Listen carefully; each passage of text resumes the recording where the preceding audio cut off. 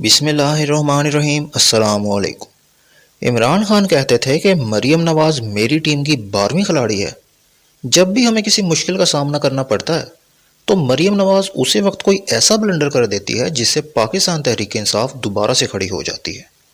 اور اب کی بار مریم نواز نے جو بلنڈر کیا ہے، بلکہ اس بار مریم نواز نے نہیں کیا، بلکہ ان کے والد محترم میاں نواز شریف صاحب نے مریم نواز کو آگے رکھ کر جو بلنڈر کروایا ہے، اس سے پوری کی پوری نون لیگ دفن ہونے لگی ہے۔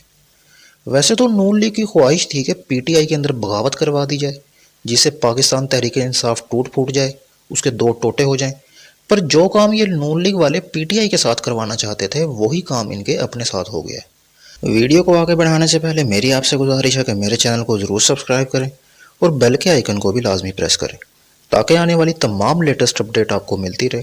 اب ہوا کچھ یوں ہے کہ نون لیگ کے سابق وزیر اعظم شاہد خاقان عباسی، جن کا نام نون لیگ کی سینئر لیڈرشپ کے اندر آتا ہے، انہوں نے آج باضابطہ طور پر نون لیگ کے نائب صدر ہونے کے عہدے سے استعفیٰ دے دیا۔ اور استعفیٰ دینے کی وجہ انہوں نے یہ بتائی ہے کہ جو مریم نواز کو ان کے والد صاحب نے پارٹی کا چیف آرگنائزر بنا دیا تھا کہ پارٹی کے تمام معاملات مریم نواز دیکھیں گی، تو شاہد خاقان عباسی نے مریم نواز کے انڈر کام کرنے سے انکار کر دیا ہے۔ اور وہ کہتے ہیں کہ میں مریم نواز کو اپنا لیڈر نہیں مانتا، میرا لیڈر صرف میاں نواز شریف ہے اور میں مریم نواز کے ماتحت کام نہیں کر سکتا۔ اب آپ دیکھیں، اگر آپ کسی پارٹی کے اندر ہوں اور آپ نے پارٹی کے لیے اپنی تمام زندگی وقف کر دی ہو اور پارٹی کے لیے آپ کو جیل میں بھی جانا پڑے، آپ کو ماریں بھی کھانی پڑیں، آپ کو تنقید وغیرہ کا بھی سامنا کرنا پڑے، اور اچانک آپ کو یہ پتہ لگ جائے کہ 4 دن پہلے سیاست میں آنے والا جو بچہ ہے، اور وہ بچہ بھی ایسا ہے کہ جس کو خود سے چائے پینے کی بھی تمیز نہ ہو، اور وہ بندہ ہی اب مجھے ڈکٹیٹ کرے گا اور مجھے اس کا ہی حکم ماننا پڑے گا، تو آپ کیا کریں گے؟ ڈیفینیٹلی آپ پارٹی کو خدا حافظ بول کر خود سائڈ پر ہو جائیں گے۔ تو یہی کام شاہد خاقان عباسی نے کیا ہے۔ انہوں نے اپنے عہدے سے مستعفی ہونے کے بعد یہ کہا ہے کہ میں مزید مریم نواز کے انڈر کام نہیں کر سکتا اور نہ ہی میں مریم نواز کو اپنا لیڈر مانتا ہوں۔ میرے لیڈر صرف میاں نواز شریف ہیں اور میں ان کو ہی اپنا لیڈر مانتا ہوں۔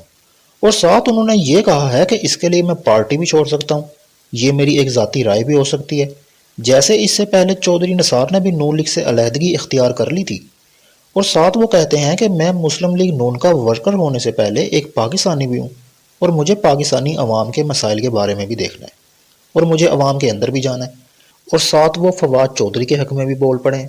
وہ کہتے ہیں کہ فواد چودھری کے ساتھ جو کچھ ہو رہا ہے وہ بالکل غلط ہو رہا ہے، کسی بھی سیاستدان کے خلاف ایسا نہیں ہونا چاہیے۔ کالا کپڑا ڈال کر جو ان کو عدالت کے اندر پیش کیا گیا، ایسا بالکل بھی نہیں ہونا چاہیے۔ اور اس ساری صورتحال کے بعد شاہد خاقان عباسی کے حوالے سے لگتا ہے کہ وہ عمران خان کے ساتھ کھڑے ہیں، کیونکہ وہ اس حد تک بیان دے چکے ہیں۔ وہ کہتے ہیں کہ حکومت اور اپوزیشن کا نظام مکمل طور پر مفلوج ہو چکا ہے اور پارلیمنٹ کے اندر کوئی بھی بات کرنے کا فائدہ نہیں ہے، یہاں تک انہوں نے بیان دے دیا ہے۔ اور جو نون لیگ کے سینیٹر ہیں مشاہد حسین صاحب، وہ بھی ایک بیان دے چکے ہیں۔ وہ کہتے ہیں کہ اس لولی لنگڑی حکومت کو روز گالیاں پڑتی ہیں اور اس حکومت کے پلے اب کچھ بھی نہیں بچا، ان کو جوتے پڑنے چاہیے۔ اور جوتوں سے یاد آیا کہ ثنا بچہ جو نون لیگ کی حمایتی صحافی ہیں، وہ بھی کہہ چکی ہیں کہ مریم نواز ذرا عوام کے اندر جائے، لوگ اس کا استقبال جوتوں اور چپلوں کے ساتھ ہی کریں گے۔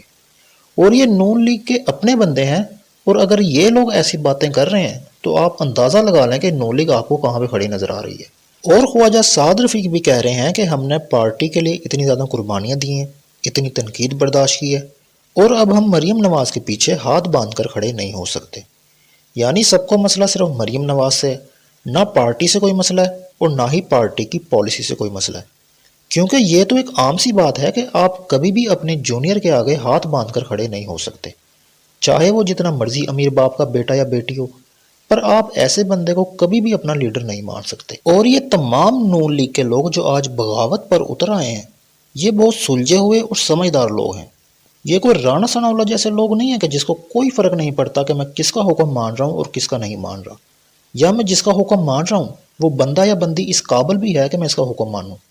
رانا ثناء اللہ جیسے سیاستدانوں کو اس بات سے کوئی فرق نہیں پڑتا۔ ان جیسے لوگوں کو صرف مال بنانے سے غرض ہوتی ہے۔ مال تو ویسے شاہد خاقان عباسی اور خواجہ سعد رفیق نے بھی بہت بنایا۔ نون لیگ کے اندر رہ کر جتنے بھی نون لیگ کے لوگ ہیں، سب نے ہی مال بنایا ہے۔ کوئی بندہ ایسا نہیں ہے جس نے کوئی کسر چھوڑی ہو۔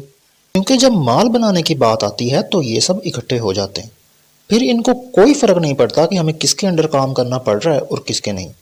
تب ان کا صرف ایک ہی مقصد ہوتا ہے اور وہ ہوتا ہے مال بنانا، کیونکہ ملک کو ان لوگوں نے ایسا سمجھا ہوا ہے کہ جیسے ان کے ابا جی کی وراثتی جائیداد ہے جس کے اوپر ہاتھ صاف کرنا ان کا حق بنتا ہے۔